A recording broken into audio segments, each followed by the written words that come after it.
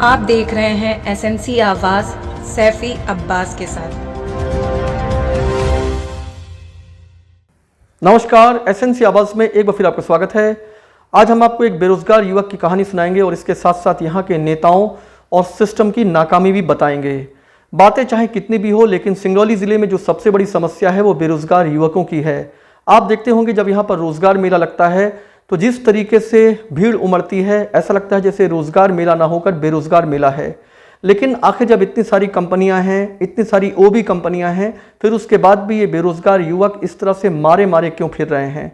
जो कंपनियां शिरकत करती हैं रोजगार मेले में, वो भी इन्हें बहुत कम देना चाहती हैं और इसके साथ साथ बड़ी कंपनियां शिरकत नहीं करती हैं। ऐसे में जो रास्ता बचता है वो ओबी कंपनियों का बचता है, जहां पर दलाल पहले से सक्रिय हैं। वो लाखों रुपए लेकर इन्हें काम पर रखते हैं और अब तो ये परंपरा सी चल गई है। लेकिन आज हम जिस युवक की बात करेंगे, इसकी खबर हमने आपको कुछ दिन पहले दिखाया था। हम बात करेंगे दिवाकर की। ये निगाही में रहते हैं, काफ़ी दिन से बेरोजगार हैं और इन्हें कुछ दिन पहले काम मिला था दुधीचुआ के जेस्को कंपनी में, जहां पर ये 13-14 दिन काम किए और ये खुश थे कि अब महीने भर बाद इन्हें पैसा मिलेगा। और काफ़ी दिन से जो फाकों में दिन गुजार रहे थे, बहुत सारी दिक्कतों से गुजर रहे थे, बच्चों की फीस जमा नहीं कर पा रहे थे, ऐसे में स्थितियां धीरे धीरे कुछ बेहतर होंगी। लेकिन ठीक 13 दिन बाद इनको कंपनी से जुड़े हुए एक व्यक्ति ने कहा कि जिस नेता ने तुम्हें रखा था, पहले उस नेता से मिलकर आओ, उनके कहने पर ही हम तुम्हें दोबारा रख पाएंगे।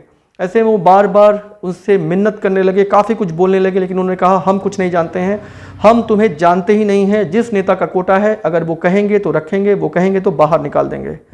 ऐसे में दिवाकर बाहर गए और बाहर दूसरी कंपनी के जिस ड्राइवर ने उन्हें रखवाया था, उन्होंने उनसे पूछा कि आखिर ये क्या माजरा है। वहाँ 12-13 दिन काम करने के बाद उन्हें बाहर का रास्ता क्यों दिखा दिया गया?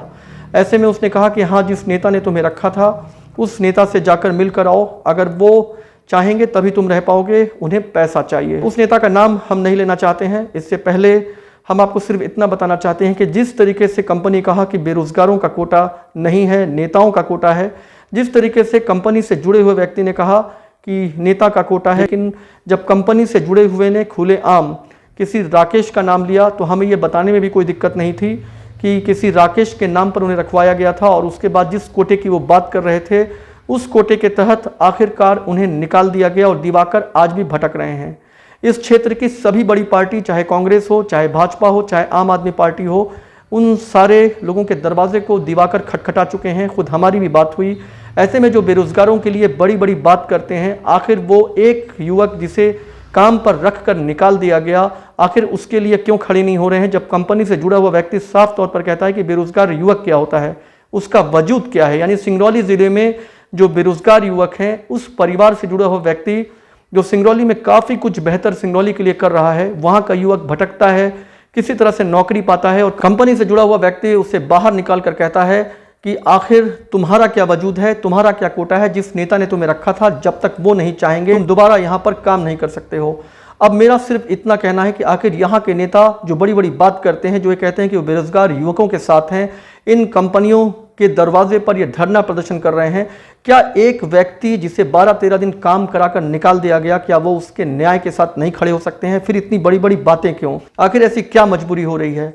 क्या इनमें से कुछ नेताओं का भी कोटा बना हुआ है? जैसा कि कंपनी से जुड़ा हुआ व्यक्ति कहता है, उस कोटे के तहत ये जो ऑब्लाइजेशन ले रहे हैं, उसकी वजह से ये उस युवक के साथ नहीं खड़े हो पा रहे हैं। ना जाने ऐसे कितने युवक भटक रहे हैं, कितने हैं जो इन दलालों के हाथ का शोषण बनकर कई बार इन कंपनियों में मोटा पैसा देकर काम कर रहे हैं और कई बार धक्के खा रहे हैं। लेकिन अगर इसी तरह से नेताओं का और खास लोगों का कोटा बनता रहेगा तो बेरोजगार युवक भी भटकता रहेगा।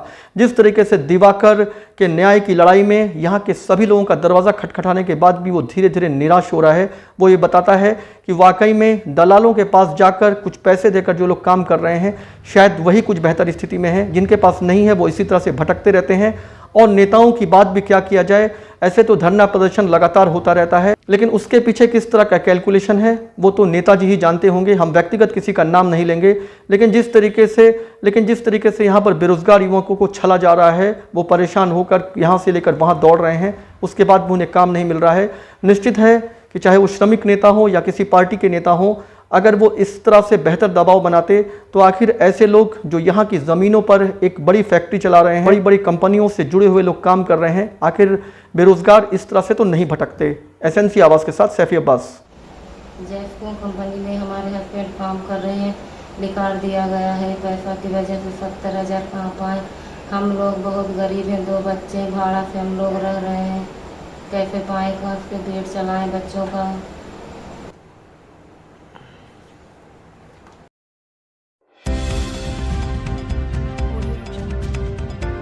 आप देख रहे हैं एसएनसी आवाज़ सैफी अब्बास के साथ।